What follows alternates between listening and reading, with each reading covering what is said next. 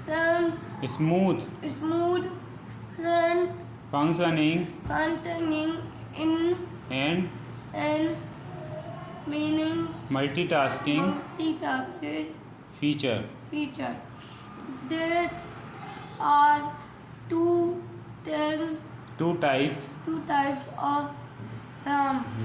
RAM: Drawing, dynamic, dynamic, reduce, random random, system, access, memory.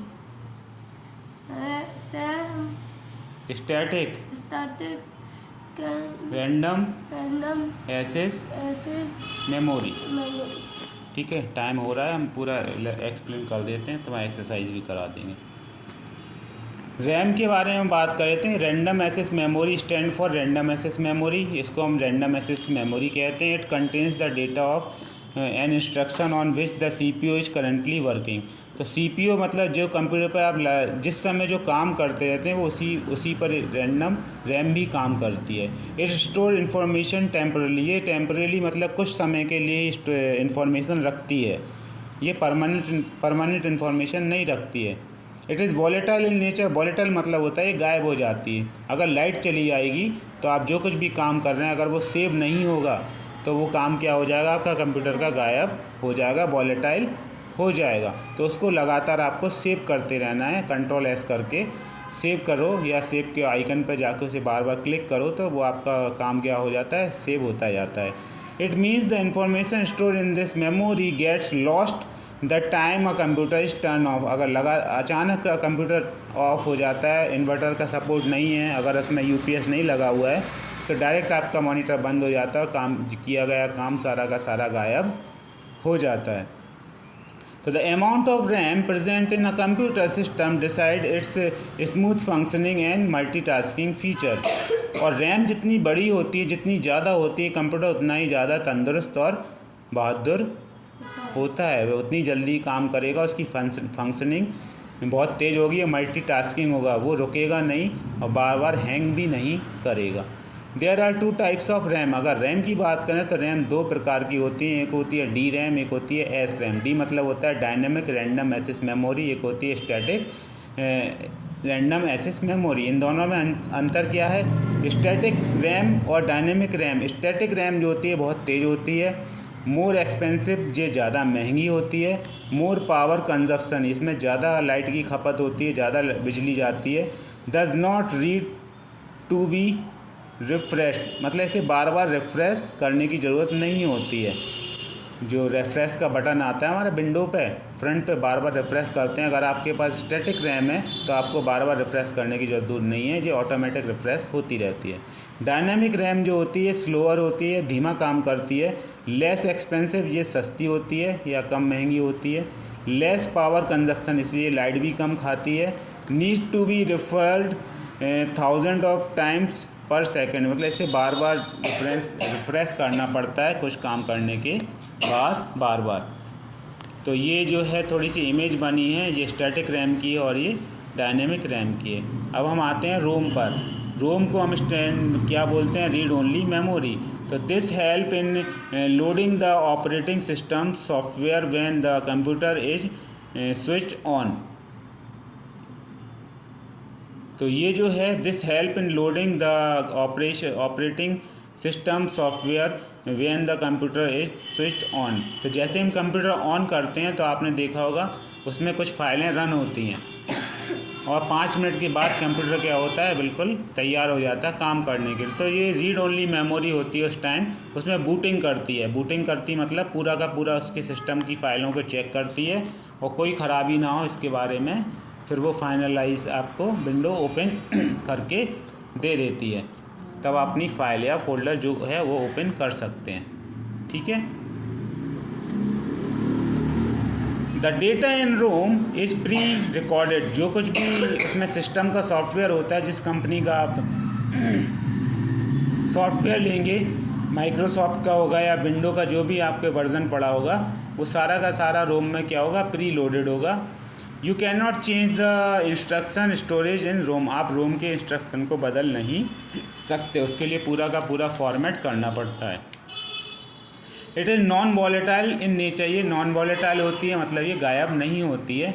It keeps the information stored even after the computer is turn of, और computer कितनी समय के लिए बंद हो जाए ये सारी फाइलें उसमें क्या रहती हैं, स्टोर रहती हैं परमानेंट, और जैसे ही उसमें लाइट ओपन करते हैं, कंप्यूटर को ऑन करते हैं, उसमें बूटिंग स्टार्ट हो जाती है। It is generally use for special software called BIOS, basic input output system. ठीक है, तो इसको स्पेशल सॉफ्टवेयर का दर्जा दिया गया है। आगे इतना समझ में बच्चों? आगे क्या है बच्चों, कंप्यूटर में नेक्स्ट टॉपिक है secondary memory storage device. Secondary memory storage device क्या होती है? इसे ऑक्सिलरी मेमोरी या एक्सटर्नल मेमोरी भी कहते हैं। ये डेटा को परमानेंट स्टोर कर लेती है, और it has capacity to store huge amount of data, बहुत भारी भरकम डेटा इसमें स्टोर हो जाता है। Let us learn about some of the common secondary storage devices.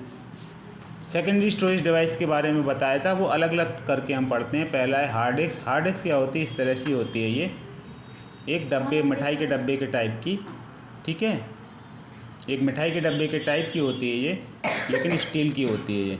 All the work done on a computer system is store on the hard disk, और computer पर जो कुछ भी काम होता है वो इस मेमोरी में क्या होता है, स्टोर होता रहता है। इसे हार्ड डिस्क कहते हैं।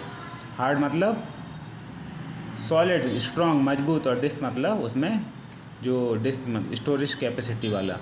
It can store a large amount of data, ये बहुत ज़्यादा अमाउंट का डेटा स्टोर कर सकती है जितनी इसकी कैपेसिटी होगी। The hard disk is fix inside the CPU cabinet, ये CPU कैबिनेट के अंदर कसी हुई होती है, फंसी हुई होती है। The most important function of hard disk is to store data files and program files, और आपकी जितनी मूवीज़ हैं, पिक्चर्स हैं, और पुरानी जितनी आपके फ़ोटोज़ वगैरह हैं, वो सारी की सारी इसमें आप लंबे समय के लिए स्टोर करके रख सकते हैं। बस शर्त है उसमें कोई वायरस नहीं लगना चाहिए। उसमें अगर वायरस लग गया तो ये फाइलें क्या हो जाती हैं, करप्ट हो जाती हैं।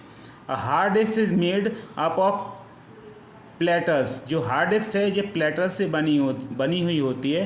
Platters are rotating disk coated with magnetic material. Hard disk comes in different storage capacity, से अलग अलग स्टोरेज कैपेसिटी में आती है। 320 GB, 500 GB, 1 TB, 2 TB and 5 TB। ठीक है, मैक्सिमम इतनी ही होती है हमारे पर्सनल यूज़ के लिए, घरों के लिए। लेकिन कंपनी और इंडस्ट्रीज़ की बात करेंगे तो वहाँ ये पेंटाबाइट और बहुत बड़े बड़े स्टोरेज कैपेसिटी में आती है। Now a days external hard disk is also in use. It has gained popularity because of its portable nature. अब जो हार्ड डिस्क रहती है फिक्स होती है, लेकिन जो हमारी, यहाँ ध्यान दो, कौन सी है, किसकी बात कर रहे हैं हम? नाउ अडे एक्सटर्नल हार्ड डिस्क, मतलब एक एक्सटर्नल हार्ड डिस्क होती है, एक छोटी सी, वो भी हमारे प्रचलन में आ गई है। इसलिए है क्योंकि उसको हम जब चाहें जोड़ देते हैं, कंप्यूटर में इंसर्ट कर देते हैं और उसको बाहर निकाल लेते हैं। जैसे हम कंप्यूटर में अपना मोबाइल जोड़ लेते हैं ना, और मोबाइल को बाहर हटा लेते हैं, इसी प्रकार से ये एक्सटर्नल हार्ड डिस्क हमारे काम का होता है, क्योंकि इसमें बहुत अमाउंट का डेटा आता है और इसको हम कहीं भी कैरी करके एक जगह से दूसरी जगह ले आ सकते हैं। कंप्यूटर नहीं ले आ सकते हैं। जो बड़े बड़े सुपर कंप्यूटर होते हैं या जो हैवी कंप्यूटर होते हैं, लैपटॉप के अलावा जो रखे रहने वाले कंप्यूटर होते हैं, वहाँ पर ये हार्ड डिस्क लगी हुई होती है। ठीक है, इसके बाद है कॉम्पैक्ट डिस्क। ये होती है कॉम्पैक्ट डिस्क गोल सर्कुलर टाइप में। और कॉम्पैक्ट डिस्क इसकी मैक्सिमम स्टोरेज 700 MB होती है। ठीक है, CD कैन स्टोर ज़्यादा डेटा स्टोर नहीं कर पाती है। इसमें इमेजेस आ सकती हैं, ग्राफिक्स आ सकते हैं, गेम्स खेलते हैं जो आप वीडियो गेम्स, वो इसमें आ जाते हैं। सॉफ्टवेयर भी आ सकते हैं। डिस्केस आर ऑल्सो फॉलोइंग 2 टाइप्स, ये भी 2 प्रकार की होती हैं। एक CD कॉम्पैक्ट डिस्क रिकॉर्डेबल होती है और CD RW री राइटेबल, मतलब एक जो होती है, एक बार अगर इसमें डेटा फिट कर दिया तो वो डेटा हम बदल नहीं सकते हैं जब तक वो डिस्क से। लेकिन इसमें री राइटेबल होती है, उसमें हम इसका डेटा इरेज करके दोबारा नया डेटा फीड कर सकते हैं, नई इन्फॉर्मेशन इसमें फीड हो सकते हैं। 2 प्रकार की CD कॉम्पैक्ट डिस्क होती हैं। इसके बाद है डिजिटल वर्सेटाइल डिस्क, ये होती है DVD। ये CD का बड़ा वर्जन है। ठीक है, CD एक DVD के अंदर 7 से 8 CD आ जाती हैं। और DVD जो सर्कुलर, ये भी सर्कुलर शेप में होती है। इसमें ज़्यादा स्टोरेज कैपेसिटी होती है 4.7 GB तक से 17 GB तक, लेकिन इनमें ज़्यादातर 700 MB से 700 MB से ज़्यादा नहीं होती है। तो ये बहुत CD से बहुत ज़्यादा डेटा इसके अंदर आ जाता है डिजिटल वर्सटाइल डिस्क में। ओके, इसके फुल फॉर्म याद रखिएगा। इसके बाद है ब्लू रे डिस्क। ब्लू रे डिस्क क्या होती है? ये भी एक सेकेंडरी स्टोरेज डिवाइस है। Blu-ray disc is also a round thin disc like that of, ये भी CD और DVD की तरह ही होती है। However it much advance than both CD, लेकिन ये CD और DVD से भी ज़्यादा एडवांस है। क्यों है? क्योंकि it is mainly use for storing high quality videos. ये हाई क्वालिटी वीडियो के लिए बनाई जाती है। Files and videos, games, it has a huge storage capacity, it can store up to, ये 125 GB तक का डेटा स्टोर करके रख सकती है। DVD मतलब बहुत सी DVD इसके अंदर आ जाएंगी। The name blue rays refer to the blue laser, actually a violet laser use to read the disc. मतलब इसको रीड करने के लिए एक वायलेट लेज़र टेक्नोलॉजी यूज़ होती है। ठीक है, लेज़र टेक्नोलॉजी, जो हमारा प्लेयर होता है वो लेज़र टेक्नोलॉजी वाला होता है, वो इसको रीड कर लेता है। इसके बाद है पेन ड्राइव। ये आपने बहुत देखी होगी सभी के पास पेन ड्राइव, जो छोटी सी होती है। सर मेरे पास सर एक मुझे रेड कलर की मिली थी, गेम की थी। हाँ, तो पेन ड्राइव भी होती है। इसलिए कितने तक हो सकती है? 2 TB तक की हो सकती है, 2 GB से हो सकती है, 32 GB की, 1 TB की। तो ये भी पोर्टेबल नेचर होती है, मतलब एक जगह से दूसरी जगह हम इसको ले जा सकते हैं और दूसरे किसी कंप्यूटर में, अपने दोस्त के, अपने कलीग्स के, अपने मतलब फ्रेंड्स के किसी भी कंप्यूटर में इंसर्ट करके हम उसको फाइल या डेटा शेयर कर सकते हैं। इसके बाद होती है मेमोरी कार्ड। मेमोरी कार्ड ज़्यादा बड़ा नहीं होता है, ये मोबाइल फ़ोनों में लगाया जाता है।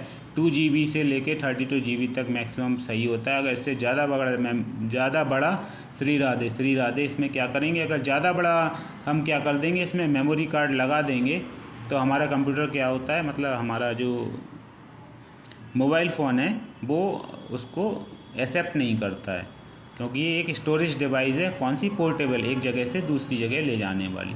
तो उम्मीद है आपको, hope you understand all the things here. ठीक है, इसके बाद है क्विक रिकॉल। ये क्विक रिकॉल है, ये आप अपने आप पढ़ के इसको रिवाइज कर लीजिएगा। अब इसका एक्सरसाइज हम करते हैं। ओके, ठीक है, राधे श्री राधे।